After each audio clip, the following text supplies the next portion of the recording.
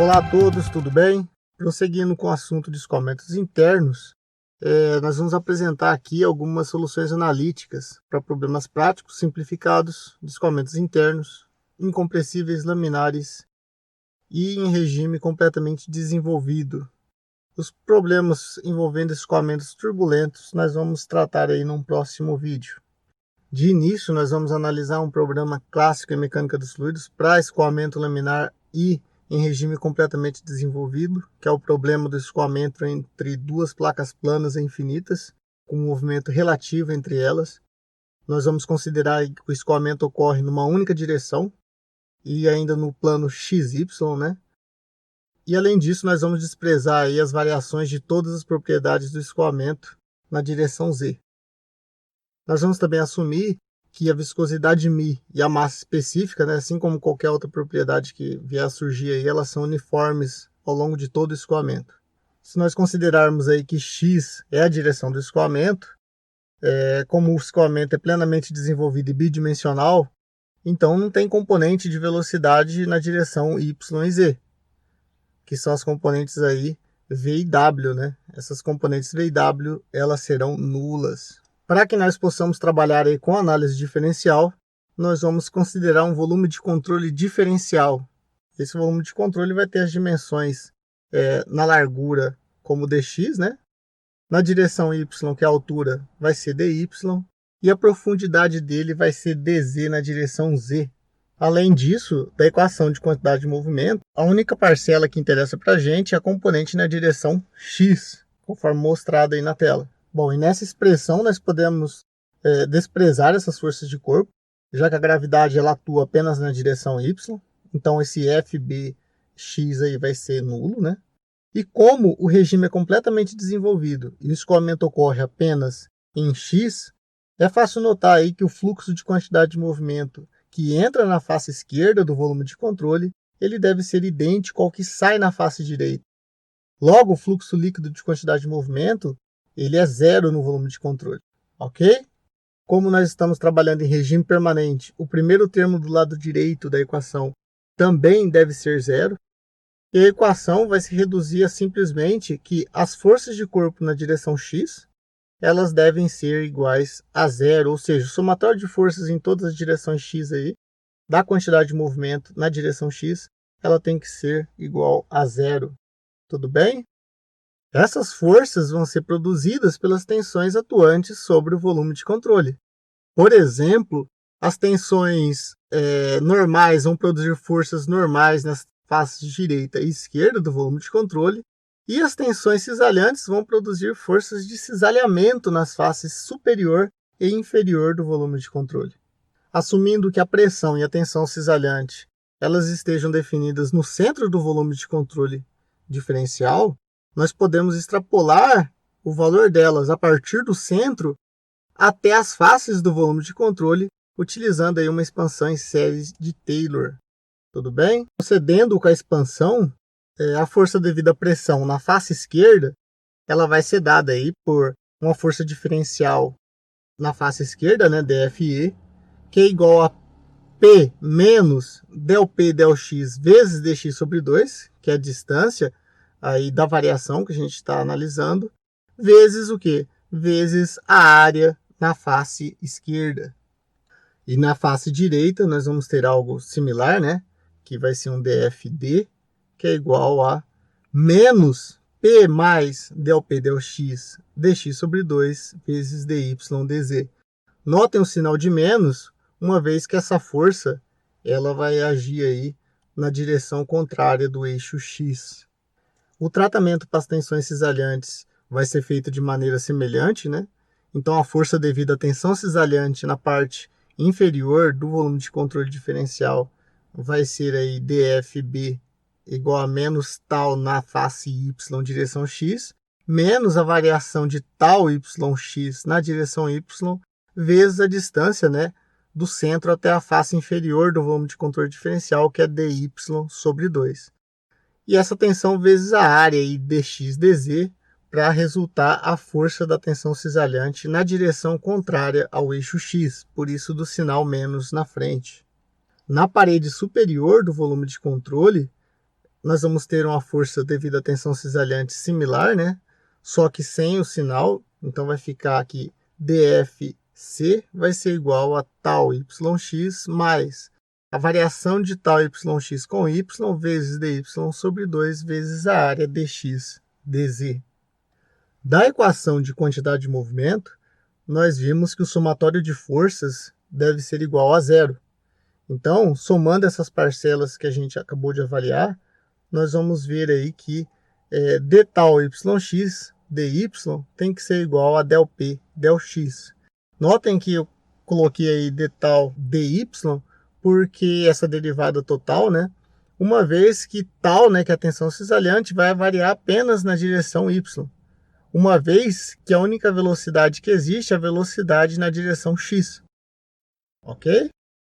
Essa expressão ela deve ser válida para todos os valores de x e de y, somente então, né, uma vez que del p del x não varia com y e a tensão cisalhante só depende de y, então significa que del tal del y, que é igual a del p del x, isso daí tem que ser igual a uma constante.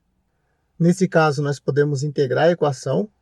Integrando uma vez, nós vamos ter aí que tal de yx é igual a y del p del x mais C1, onde C1 é a constante de integração.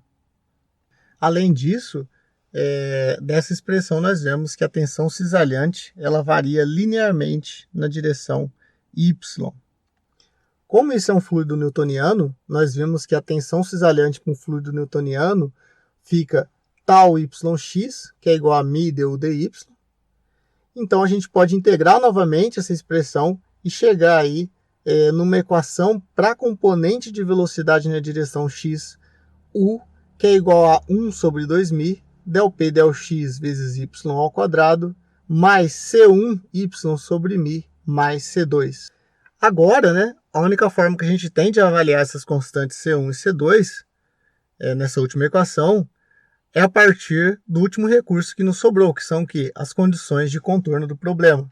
Do diagrama mostrado para o problema, nós vemos que uma condição ela seria aí na face de baixo, né, para y igual a zero, que devido à condição de não deslizamento, nós teríamos que u para y igual a zero, igual a zero. Então a velocidade ali é nula devido à condição de não deslizamento.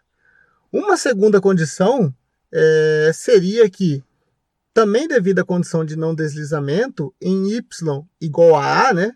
Ou seja, na placa superior, nós teríamos que a velocidade é a velocidade da placa superior. Nesse caso, vai ser U igual a U maiúsculo. Ok? Logo, da primeira condição, nós temos que C2 ele vai ser igual a zero. Ok? E da segunda condição de contorno, nós temos que C1 é igual a μu sobre A menos A sobre 2, que multiplica del P del X. Substituindo esses valores, nós vamos ter aí como solução final que U é igual a ao quadrado sobre 2μ, del P del X, que multiplica y sobre A ao quadrado, menos y sobre A mais yu sobre A, que é a solução aí do campo de velocidade na direção x entre as duas placas. A partir dessa solução que nós deduzimos, nós podemos determinar aí diversas quantidades importantes num problema de escoamento entre placas planas ou ainda qualquer outro escoamento que possa ser reduzido a escoamento entre placas planas, como veremos mais adiante. Um exemplo é a tensão cisalhante. Então, derivando uma vez com y e multiplicando por μ, nós vamos ter que a tensão cisalhante nesse escoamento, ela vai ter um perfil aí dado por A del P del X, que multiplica y sobre A menos meio, mais μu sobre A. Ok? A vazão volumétrica nesse escoamento, nós podemos calcular a partir da definição de vazão volumétrica, que é igual a integral de U dA. Nesse caso, nós temos que a área vai ser uma altura L qualquer vezes a profundidade B. Então, se a gente integrar essa expressão corretamente, nós vamos ver que a vazão volumétrica por unidade de profundidade de canal, ou seja, Q sobre B, ele vai ser igual a AU sobre 2 menos A ao cubo sobre 12μ del P del X, onde A, né, é a altura do canal que nós mostramos lá no diagrama do problema. Isso daí, no sistema internacional, vai dar em metros cúbicos por segundo por metro. A velocidade média desse escoamento, que é dada aí como a vazão sobre a área, ela vai ser U sobre 2 menos A ao quadrado sobre 12μ del P del X.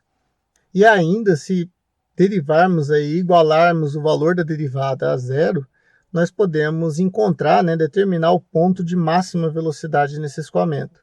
Então, nesse caso, quando derivamos U com Y uma vez e igualamos a zero, nós vamos ver que o valor de Y vai ser igual a A sobre 2 menos μU sobre A sobre del P del X. Notem que em todas essas quantidades tem o termo del P del X. Del P del X no escoamento interno, por exemplo, num tubo, geralmente representa a queda de pressão e é uma expressão linear. Então, geralmente, como nós vamos ver mais para frente, esse del P del X a gente pode substituir esse valor por um ΔP sobre L vezes menos 1, já que geralmente a pressão no escoamento, né, na direção do escoamento, vai da maior pressão para menor pressão, ok? Então, por isso tem o sinal de negativo nessas expressões. Esse sinal de negativo, ele vai se cancelar, né, e daí vai ficar uma expressão positiva, seja para a vazão, seja para a velocidade média, ou ainda para a tensão cisalhante. Também é importante notarmos que aquela expressão del tal del y igual a del pi dx, nós podemos determinar ela a partir aí da simplificação das equações de Navier-Stokes, em particular da simplificação da equação diferencial de quantidade de movimento na direção x. Ok? Então, se nós pegarmos aí a equação de quantidade de movimento em x, ou seja, del U del t mais U du dx mais V del U del y mais W del U del z igual a menos 1 sobre ρ del P del X mais μ sobre ρ vezes o laplaciano de U. Nós vamos ver aí que para um escoamento em regime permanente, o primeiro termo do lado esquerdo é nulo. O segundo termo vai ser nulo, uma vez que a velocidade U só varia com Y e não varia com X. O terceiro termo vai ser nulo, já que a velocidade V é nula. E o quarto termo já que fica nulo, já que W é nula.